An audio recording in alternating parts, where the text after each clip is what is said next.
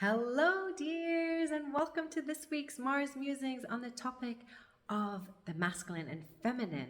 Thank you so much for all your feedback on last week's around the energy of money. I'm still replying to some of you. Great conversations. So please keep that coming. It keeps sparking new ideas and, of course, learning as well. And then this week's about the masculine and feminine.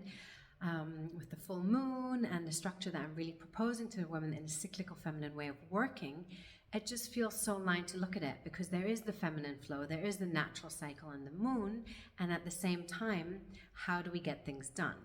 How do we structure things? I know the old ways are not working. I know goal orientation, outcome driven for a lot of women just doesn't work anymore. That we're looking for new ways, feminine ways, things that are birthing naturally.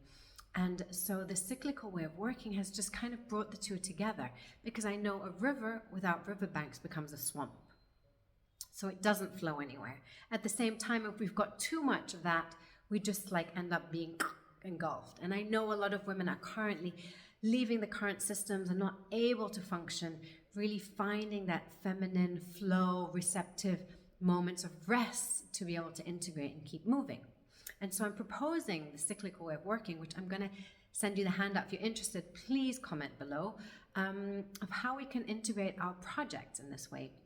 And it's not just kind of come from me, but it's Dragon Dreaming, which works with 4 different ways of dreaming, planning, doing, and celebrating. The Good Business Model by Barbara Liao, which is also quite cyclical, much more marketing based. But this really encompasses all the different areas that we need to work on according to the moon cycle. So we're not pushing through when we are bleeding or tired or in a certain phase of our menstrual cycle, but we're aligning fully with our menstrual cycle, fully with the moon flow, and able to embrace that ourselves and also the larger natural rhythms. Because I think it is so important for us now to start living in sync with nature. We have been using the masculine to bulldoze, to do, to really push over, but we've forgotten the feminine. And for me, those two need to come in line. It's, for example, the masculine that plants the seed. It's the feminine that nurtures it, gives it time. We put water, we are receptive, we hold that space. We don't yank the seed, scream at it to grow, get faster. But that's what we do in modern day society at the moment. We're expecting so much, and that's causing burnout, tiredness, aggression, all the things, a lot of mental disease that are coming up because we're just not honoring ourselves, our bodies, our natural ways. And what I'm inviting us to do is coming back to that in a gentle way, coming back to yourself, coming back to the natural rhythm as women to really elevate and move together. And that's where the elevation group as a parenthesis came from, but really to start being nature again, because we are nature.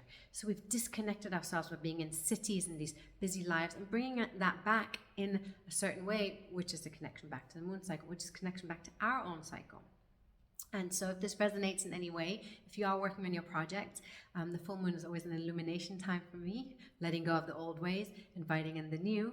And this one is a lot about, especially this, looking for new ways, new mentorships, new teachings. I hope this inspires you a new way of building your projects, of honoring them, of nurturing them. And I'd be so happy to share with you the Cyclical Project Planner. I've been using it in a lot of my own projects. And also for the women I coach, and it just seems to be like a really beautiful way that we can honor it. As a side note, I'm not saying that you do your whole month just according to that. So I do still see clients around my bleed time, even though I try and take 1 or 2 days off when I'm really going inwards. But the idea is to align 15 to 25%, half a day to a day of your week, to really keep working on your business, because there's a difference between working in your business and on. In is the day-to-day, on is really having that structure, that rhythm, that clarity, that focus, that strategy, so that we keep moving forward. Some people call it CEO days. I like to call it those where you work on your business, you really work at that higher level, so we keep that vision going, we keep that seed, we keep that moon cycle in our mind's eye. If this interests you at all, please write back. I'll send you the Cyclical Planner. I'd love for you to try it out, to give me feedback on it. And I'm just really excited for more women to enter this path of more fluidity, of flow, of connection to themselves and to natural cycles, to be able to birth their projects from this place. Love to hear from you. So comment, let me know. I am, just as a parenthesis, I remember sharing something, even The Economist, or one of the economic journals, had put in that the one of the swimming teams was also coaching the women according to this. So I think we are on a curve of women starting to connect to this in different parts of their lives. So really important topic. Please let me know how you connect to your menstrual cycle, your workflow, how you're, moving through it without pushing the limits. And let's keep growing and learning together to build these new systems that are really regenerative for us.